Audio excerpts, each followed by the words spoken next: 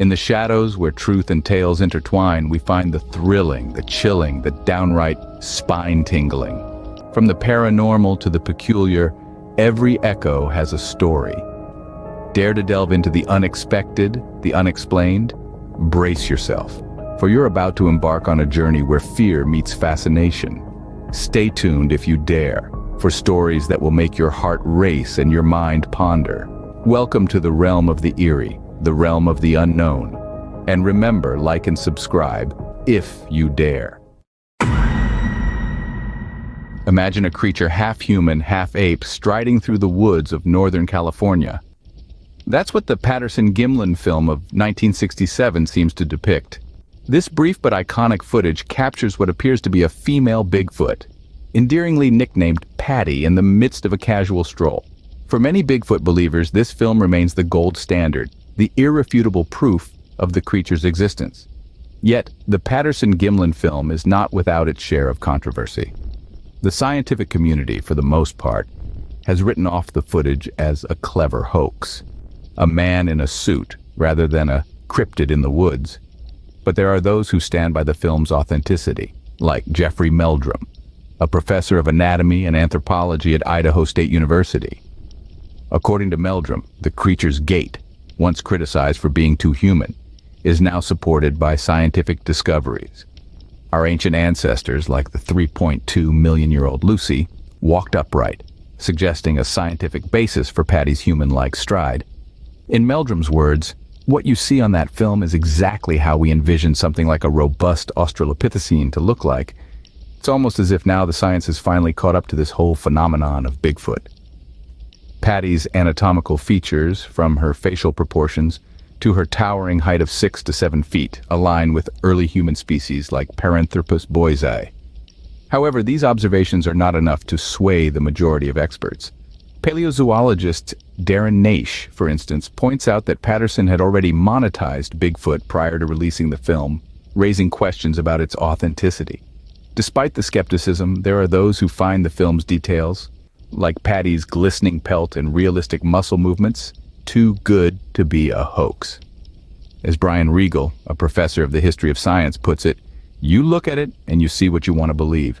While many dismiss the film as a hoax, others, like Jeffrey Meldrum, are convinced of its authenticity. The Paterson-Gimlin film, like Bigfoot itself, remains a captivating enigma, a testament to our fascination with the unknown. One of the few scientists to publicly back the film, Jeffrey Meldrum, sees it as solid evidence for Bigfoot's existence. Meldrum, a professor of anatomy and anthropology at Idaho State University, is no stranger to controversy. His conviction that the creature shown in the Paterson-Gimlin film is real has been met with skepticism from many in the scientific community. But Meldrum remains undeterred. He argues that the creature's walk, once criticized for being too human, has been vindicated by subsequent scientific discoveries. The unearthing of Lucy, a 3.2 million-year-old human ancestor known as Australopithecus afarensis, revealed that our ape-like ancestors walked upright. This, Meldrum asserts, provides a scientific justification for the creature's human-like gait. He goes on to say, what you see on that film is exactly how we envision something like a robust Australopithecine to look like. It's almost as if now the science has finally caught up to this whole phenomenon of Bigfoot. But it's not just the creature's walk that has Meldrum convinced.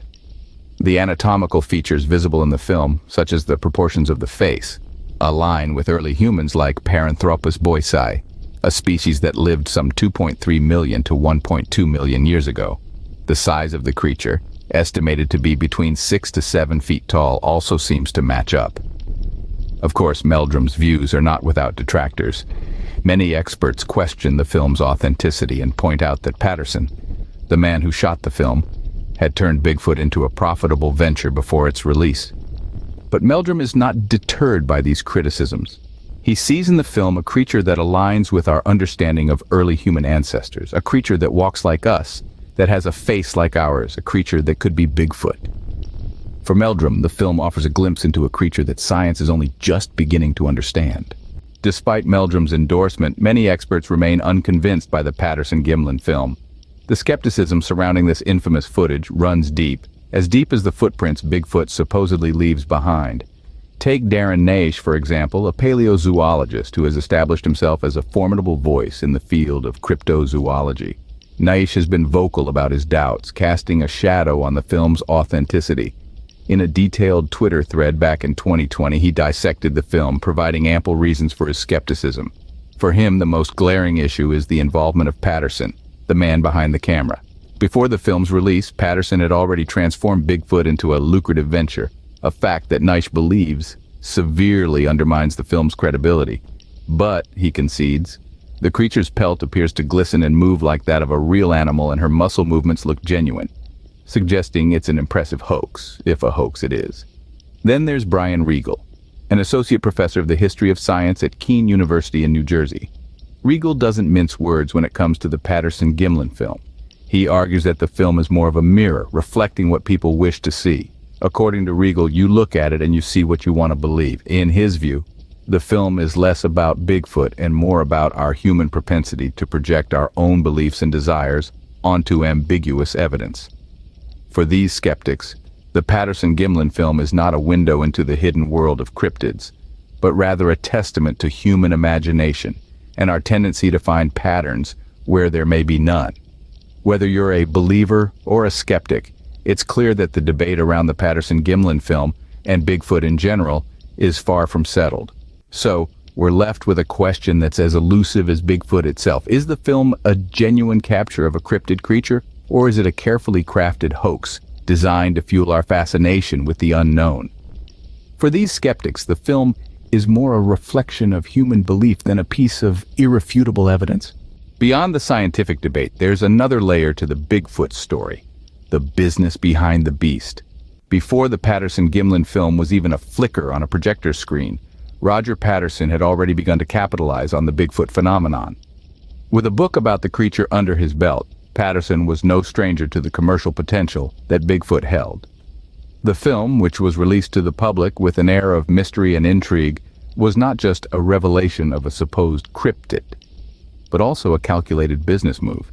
It's important to remember that Patterson had a vested interest in the film's success. The more people who believed in Bigfoot, the more books he could sell, the more attention he could garner, and ultimately the more money he could make. This isn't to say that Patterson's motivations were purely financial. Many who knew him say he genuinely believed in Bigfoot's existence. Yet, the commercial undertones of the film's release can't be ignored. The Paterson-Gimlin film was, in many ways, the cornerstone of a burgeoning Bigfoot industry. Following the release of the film, Bigfoot rapidly entered mainstream consciousness and became a cultural phenomenon. Today, Bigfoot is everywhere. From novelty items, such as Bigfoot-themed t-shirts, mugs, and bobbleheads, to more serious endeavors like Bigfoot hunting expeditions and conventions, Bigfoot has become a big business. The creature's image has been co-opted by tourism boards, filmmakers, and entrepreneurs alike, all looking to cash in on the public's fascination with the unknown. This commercialization has undeniably impacted Bigfoot's cultural status. For some, the creature is a symbol of the unexplored wilderness, a testament to the mysteries that still exist in our world. For others, Bigfoot is nothing more than a marketing gimmick, a way to sell products and experiences. In the end, Bigfoot is as much a product of commerce as it is of folklore. Whether you're a believer or a skeptic, it's hard to deny the role that business has played in shaping the Bigfoot narrative. As long as there's a market for mystery, Bigfoot will continue to loom large in our cultural imagination. So, where does that leave us in our quest for the truth about Bigfoot?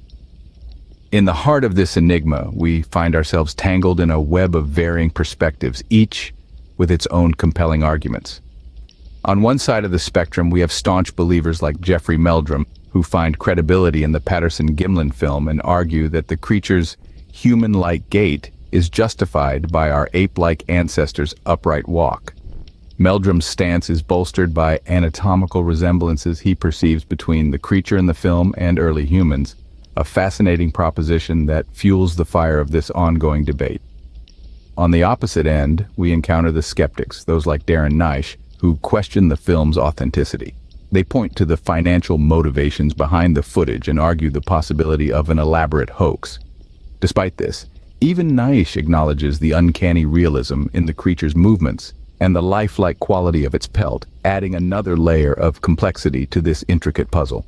In between these extremes, we find a sea of varying viewpoints, each shaped by personal beliefs, scientific understanding, or simply the thrill of the unknown.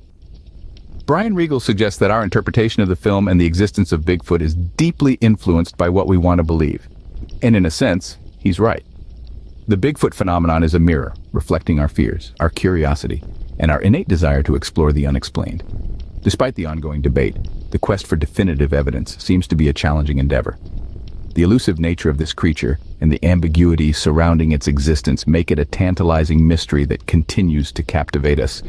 It's a journey through the shadows of uncertainty, a dance with the unknown, and a testament to our unquenchable thirst for knowledge. Will we ever truly know if Bigfoot exists, or will this enigmatic creature forever remain a tantalizing mystery? And so, our tale of the Campfire Horrors comes to an end. Until next time, sleep tight. Before we part ways, dear viewers, remember to stay vigilant. The Campfire Horrors may have been extinguished for now, but the embers of the unknown always remain. As you lay down to sleep tonight, don't forget the lessons from our tale. Safety is but a fleeting moment in a world of unseen. So, if you've enjoyed this journey into the abyss, don't forget to ring that bell and smash that like button. Do it before the thing under your bed decides to pay you a visit. Oh, and keep those night lights on. You never know what might be lurking in the dark. Thank you for embarking on this terrifying adventure with us. Until our paths cross again in another tale of the unknown. Goodbye and sweet dreams, if you can.